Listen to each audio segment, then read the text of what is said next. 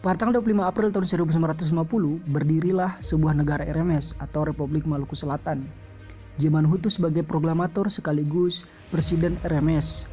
Namun Manuhutu kemudian berpaling dan kembali ke bingkai NKRI dan titah kepemimpinan RMS pun dipegang oleh Somokil. Melihat kondisi yang saat itu sangat meresahkan akibat didirikannya RMS, Presiden Soekarno pun mengutus Lemena untuk berdamai dan mengajak mereka kembali ke NKRI. Namun Somokil menolaknya. Akibatnya agresi militer yang dipimpin oleh Kawilarang pun dilaksanakan.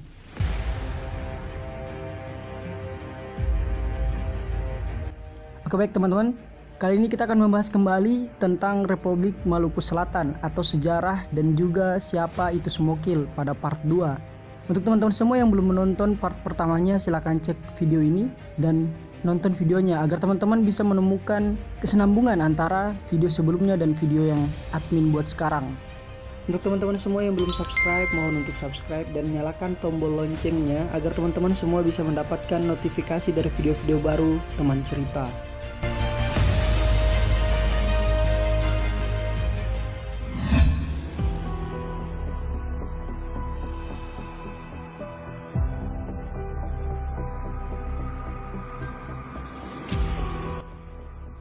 Operasi militer saat itu di Maluku ibarat ajang penebusan dosa dan pembuktian akan kesetiaan para mantan prajurit KNIL yang telah bergabung dengan APRIS kepada Indonesia.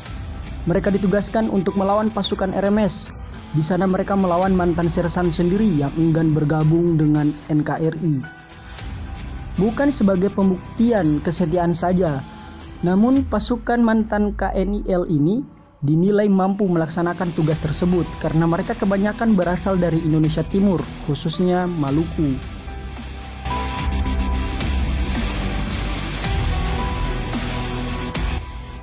Agresi militer saat itu dirasa cukup sulit karena pasukan RMS juga cukup tangguh, sehingga untuk kembali hidup-hidup dirasa sulit bagi APRIS kala itu. Namun, bagi setiap prajurit APRIS memiliki moto, lebih baik pulang nama daripada gagal dalam tugas yang berkorban demi negara. Pengorbanan mereka juga akan berdampak baik dan besar bagi Indonesia ke depannya.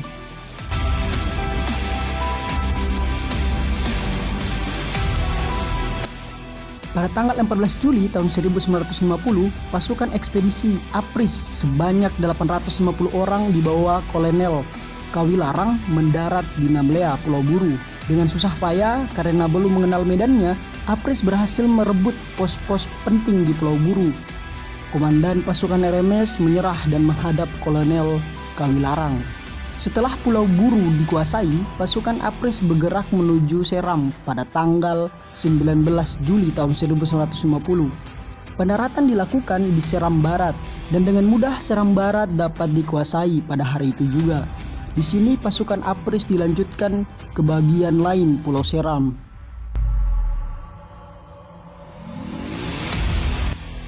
Saat itu RMS bermaksud memusatkan kekuatannya di Pulau Seram dan Ambon. Kemudian pertempuran pun terjadi di Piru. Pada tanggal 28 September tahun 1950, pasukan APRIS kemudian mendarat di Ambon dan kemudian Pulau Ambon bagian utara berhasil direbut. Serangan selanjutnya ditujukan ke Teluk Poso. Dalam serangan tersebut, pasukan APRIS dibagi menjadi 3 grup. Grup pertama dipimpin oleh Mayor Ahmad Wiranata Kusuma. Grup kedua dipimpin oleh Kolonel Slamet Riyadi. Dan grup ketiga dipimpin oleh Mario Suryo Subandrio.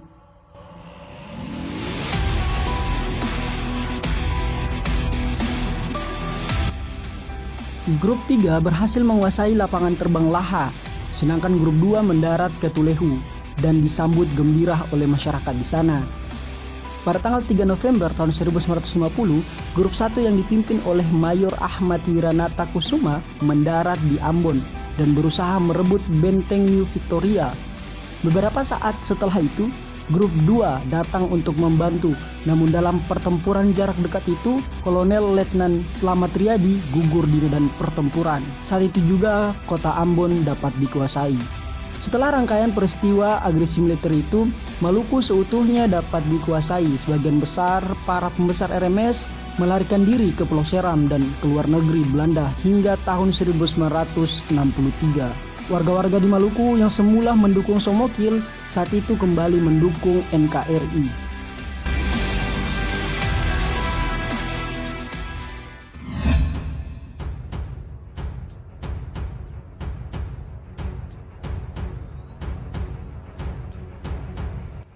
Untuk menangkap otak gerakan RMS ternyata butuh waktu 13 tahun. Waktu yang cukup lama.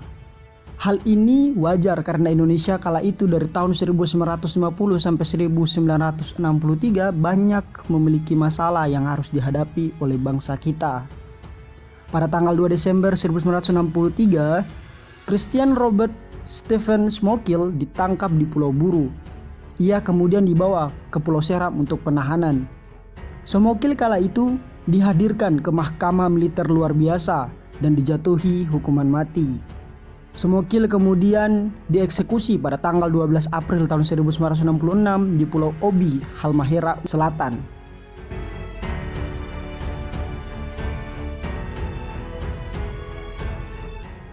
Pasca hukuman mati eksekusi Somokil saat itu bukan berarti akhir dari RMS, karena RMS masih ada sampai sekarang dan mereka memiliki pemerintahan di luar negeri.